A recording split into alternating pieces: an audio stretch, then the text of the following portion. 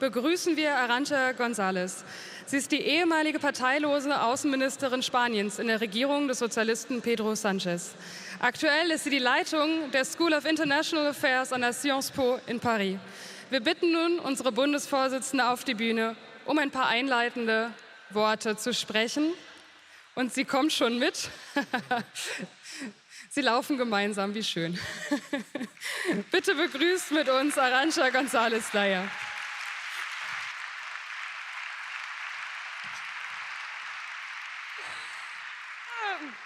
Ich mache es ganz kurz. Arancha Gonzáles ist eine der stärksten, wirklich europäischen Frauen, die mit Leidenschaft und Kraft für ein souveränes Europa kämpfen, und zwar seit Jahren. Buenas noches, querida Arancha. Qué alegría tenerte. Ich freue mich sehr, dass du heute hier sein kannst, weil du zeigst, was man bewegen kann, wenn Europa zusammenarbeitet, wenn Europa sich mutig zeigt. Und ich lerne immer sehr viel von dir. Ich darf immer von dir lernen, von deinen Positionen, von deinen Ideen, deinen Gedanken. Und ich freue mich, dass du sie heute mit uns teilst. Herzlichen Dank.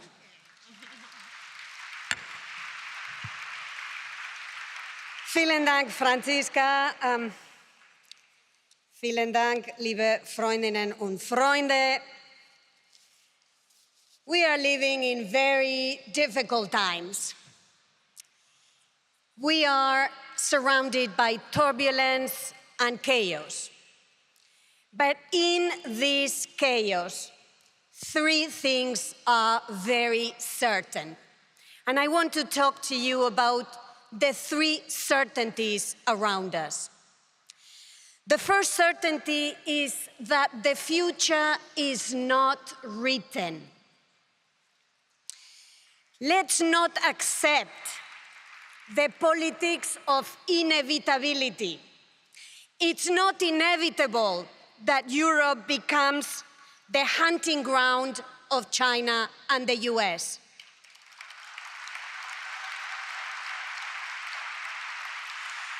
It's not inevitable that Ukraine loses the war against Russia.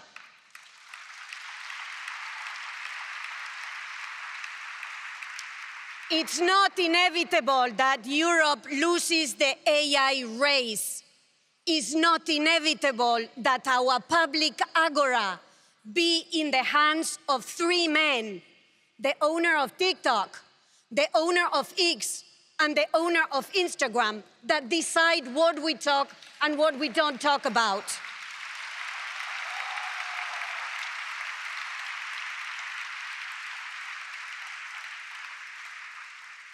It's not inevitable that the temperature rises so high that we cannot live in this planet any longer.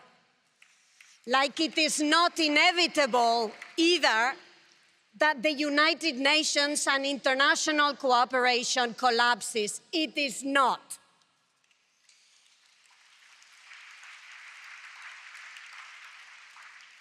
It's not inevitable that democracy dies.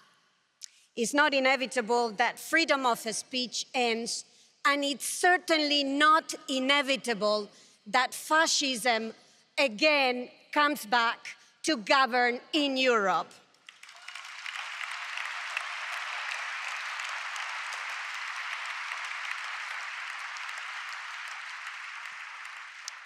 Inequality is not inevitable, and discrimination against women, against LGBTI, and so many more is not inevitable.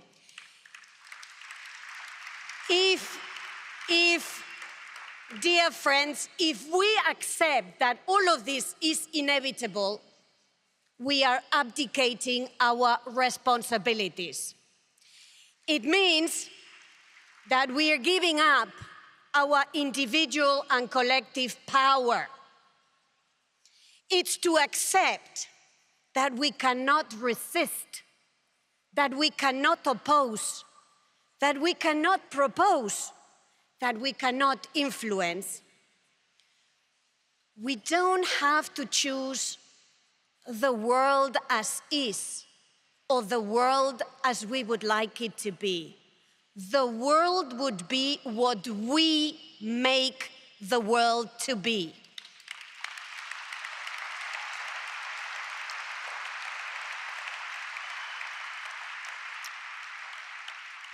It is in our hands.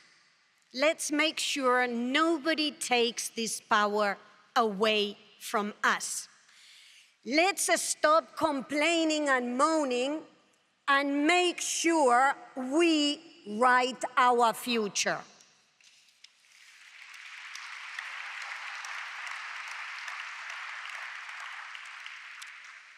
The second certainty is that in a world full of rivalry and power relations, our power to write our future lies in Europe.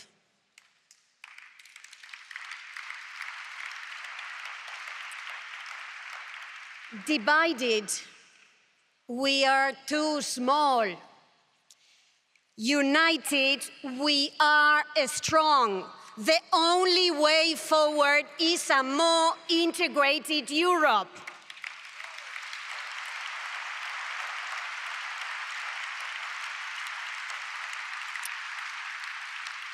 A Europe that connects its energy infrastructure so that we can decarbonize faster and safer. A Europe that deepens its internal market so that every small business can thrive and we can build resilience against trade bullying.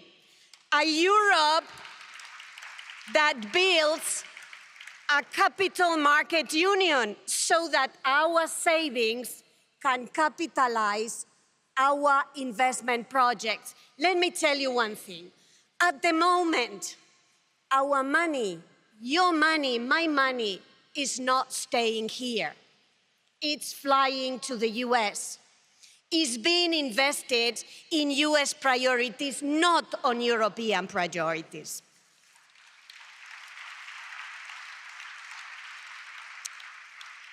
A Europe that builds a defense and security union. I know this is a difficult topic. Europe is a peace project. We do not want war, but we will not be able to maintain peace if we do not invest in our military capacities. This is a very tough reality, but this is our reality. It's only if we build a serious deterrence that we will discourage our enemies from attacking us.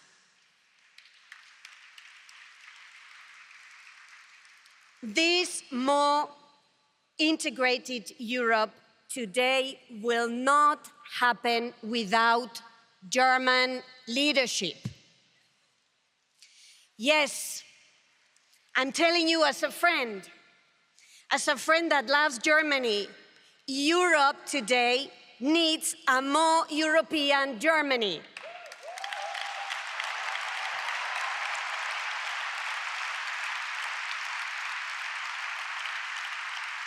Not Germany first, not France first, not Italy or Spain first. We need a more European Germany.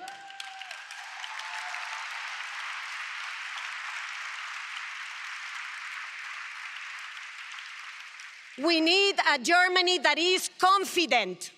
We need a Germany that is determined. We need a Germany that is generous, that will not measure its success on a euro for euro basis, but on the capacity to invest so that it's Europe that will write its future, not the voters in Pennsylvania or the Chinese Communist Party.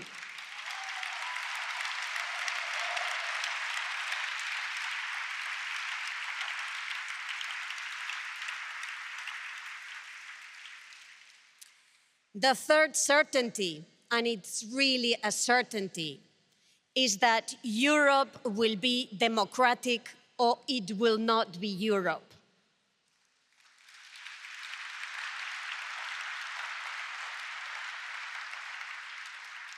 As autocracies around the world harden and more democracies turned illiberal, we must double down on a democratic Europe. I was born in a dictatorship. I was born in a country with a dictator. I know the price of peace without freedom. I know the cost of income without voice. I know, because I've seen it with my eyes, the abuse of power and the censoring of dissent and diversity. I don't want to go back there. We do not want to go back there.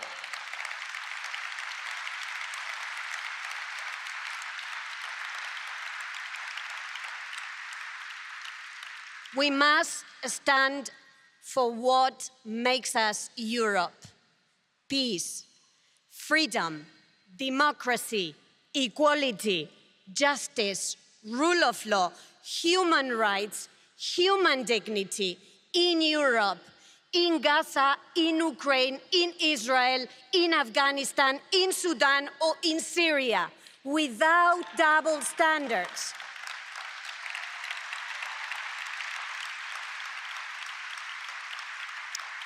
Without feeling that we have to take sides, because the only side we can take is being faithful to our values.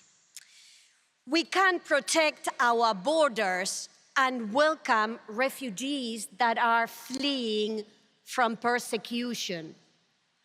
We can fight criminality without engaging in racism and xenophobia. We need to incorporate migrants and still maintain social cohesion. But for that, we have to be clear where our values are. For that, we need to develop the right public policies.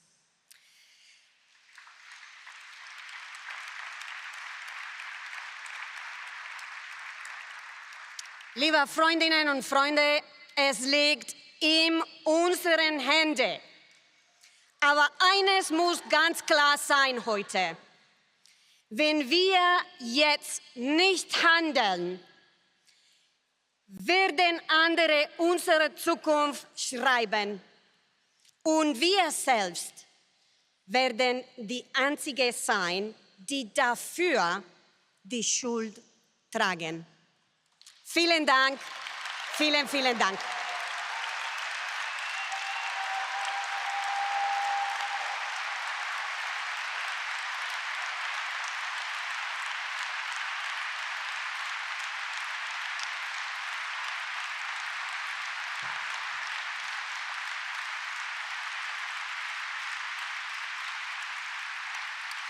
Muchas gracias.